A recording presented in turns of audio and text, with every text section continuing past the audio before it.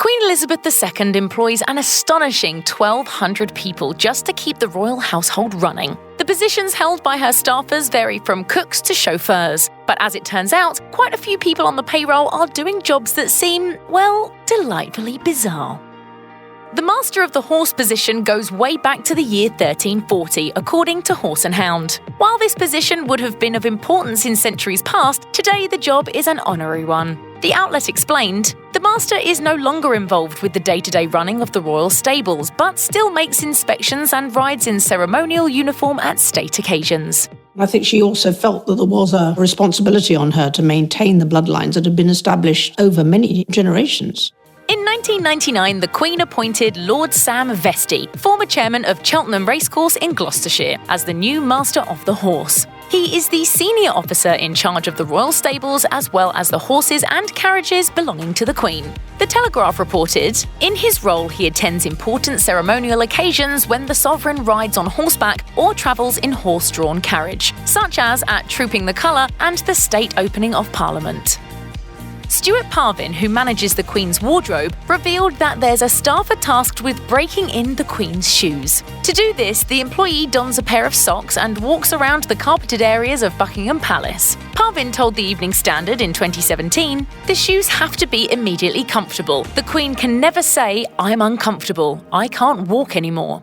Angela Kelly is sort of unsung heroine of British fashion. In her book, The Other Side of the Coin, dressmaker to the Queen, Angela Kelly, spilled even more details about the strange practice, writing, "As has been reported a lot in the press, a service person wears in Her Majesty's shoes to ensure that they are comfortable and that she is always good to go. And yes, I am that person. We share the same shoe size. It makes the most sense this way."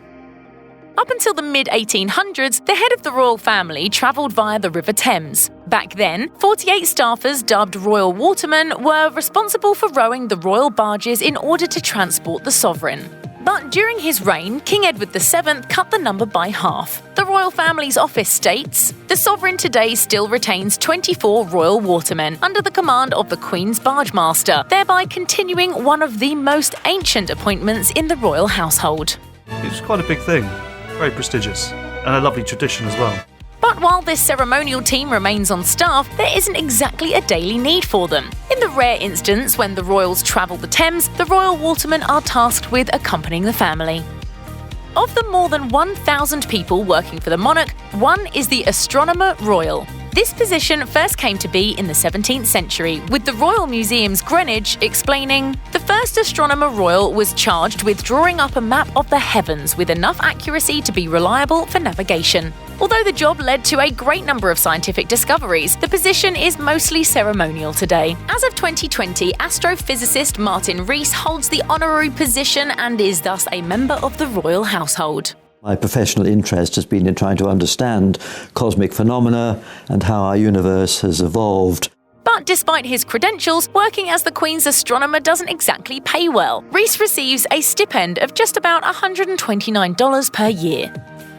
The Queen has her very own composer, dubbed the Master of the Queen's Music. In the past, this position was a lifelong commitment, but these days the royal family officially states that the terms have been limited to 10 years in order to allow more musicians to get involved. BBC News explained, "There are no fixed duties involved. The Master may compose pieces for the royal or state occasions." While this is largely a ceremonial job today, those who've been appointed are uniquely talented. In 2004, the Queen chose renowned British conductor and composer Sir Peter Maxwell Davies, who formerly headed both the Royal Philharmonic Orchestra and the BBC Philharmonic. A decade later, the Queen appointed the first ever female Master of the Queen's Music, Judith Weir, a former opera writer and resident composer with the City of Birmingham Symphony Orchestra. Keeper of the Royal Philatelic Collection has to be one of the oddest titles to hold. Appointed by the Queen, the Keeper is entrusted with maintaining her personal stamp collection. Before being chosen for this position in 2003, Michael Seffi was already working for the Royals as Deputy Keeper. He explained his job, telling The Times, "The job as Keeper is part-time and the commitment is 2 days a week. My commitment to the British Philatelic Trust is the same. If one wanted to spend 3, 4, 5, 6 or even 7 days a week in the stamp room, one could, as there is always lots to do. And it's a big job because the Queen's got a ton of stamps." Stamps act as a global advert of what's important to the people of that nation, and in this country, all the biggest royal events are commemorated. Seffi revealed to the outlet, the red albums of King George V amount to around 17,500 album pages. The blue albums of King George VI will also contain many thousands of album sheets. For a serious, dedicated philatelist, it is a tremendous privilege. Since 1843, the royal household has employed the Piper of the Sovereign. According to Hello magazine, this musician plays the bagpipes at the Queen's pleasure. The piper is also tasked with playing the bagpipes every weekday for 15 minutes beginning at 9 a.m. as a wake-up call for the Queen. The Express reported, the sound of the lone piper has played under the Queen's bedroom window every weekday since she took up her position on the throne. Although an alarm clock would arguably work just fine, the Queen continues to employ a Piper of the Sovereign. As of 2020, Pipe Major David Rogers holds the title, and it's a daunting one. Former Piper Gordon Webster said he had to memorise hundreds of songs during his tenure, claiming, "The Queen didn't like, to a certain extent, that you repeated tunes every day. I probably had about 700-800 tunes under my belt, and they're all up here." If you spot a swan in England, there's a good chance it belongs to the Queen. Since the 12th century, according to the family's official site, the Crown has maintained the right to claim ownership of any unmarked mute swan swimming in open waters. All swans in the United Kingdom can belong to the Queen, but she mainly exercises this right on the River Thames. In the past, swans were considered a delicacy and were served at royal banquets, but today the royal family no longer eats the birds. Instead, the Queen helps protect them. While the Queen could claim any unmarked swans throughout the country, she focuses on one stretch of the Thames by way of her Swan Task Force. My name's David Barber, and I look after the swans wherever the Queen exercises her royal prerogative right. The Swan Marker leads his crew of swan-uppers each year on a, quote, iconic 5-day journey upriver. Upon spotting the birds as the procedure goes, they carefully position their boats around the swans, lift them or up them from the water and check their health. The practice of hiring a food taster to test for poison is an ancient one. Roman Emperor Claudius famously had a taster who was later suspected of murder when Claudius died by poisoning. Although it has not been confirmed by the Secret Service, it's likely that American presidents still abide by the practice. And the same appears to be true for the Queen. Although Buckingham Palace has not confirmed reports of an official food taster, Chef Kevin Dundon claims to have observed the custom firsthand. The chef once prepared a salmon and lamb dinner for the Queen, but said she didn't try the meal until after her taste tester sampled it. Dundon told People magazine, "I produced 2 plates, one for him and one for her, and he tasted before it was served to her."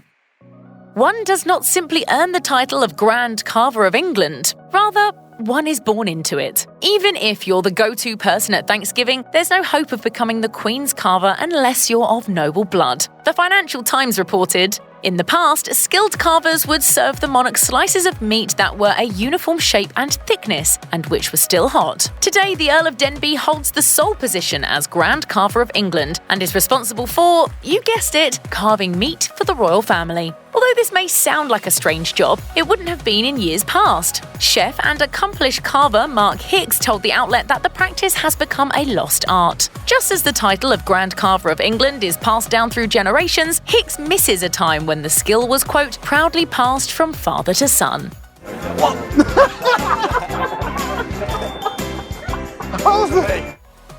The royal family has been making an effort to keep up with the times. The Queen even posted on Instagram for the first time in March 2019, but they still uphold centuries-old traditions. Never mind cell phones, the Queen has roughly 450 analogue clocks ticking at Windsor Castle alone. The Express reported that her longtime clockmaker, Steve Davidson, even developed repetitive strain injury in his wrist after nearly 2 decades spent cleaning, repairing, and winding the Queen's clocks.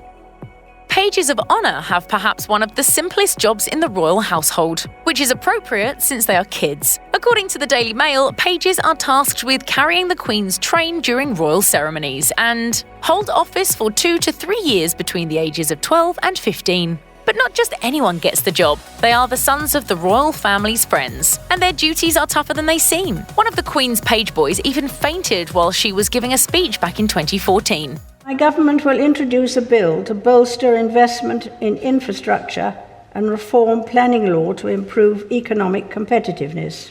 A source told the outlet, "The poor boy had been standing up for some time in uncomfortable and claustrophobic clothing. The important thing to remember is that he was just doing his duty for the Queen." The Queen has essentially amassed a museum's worth of art, and according to the Royal Collection Trust, it is possibly one of the largest collections anywhere in the world, with around 7,000 oil paintings and 3,000 miniatures. In 2004, the Queen appointed Desmond Shaw Taylor as surveyor of the Queen's pictures. He told the Trust, "It is a huge honour to be chosen as surveyor of the Queen's pictures. The Royal Collection has a great tradition of scholarship and outstanding exhibitions, and it will be an immense privilege to be part of it."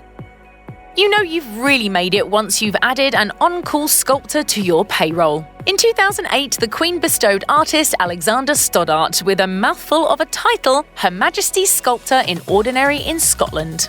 According to BBC News, Stoddart is considered the leading monumental sculptor throughout Scotland. Still, he was surprised by his appointment. He told the outlet, "I am perfectly thunderstruck to receive it. I should hope to be able to match the expectations implicit in this appointment in continued association with these wonderful people to Her Majesty's satisfaction." Check out one of our newest videos right here. Plus, even more list videos about your favourite celebs are coming soon. Subscribe to our YouTube channel and hit the bell so you don't miss a single one.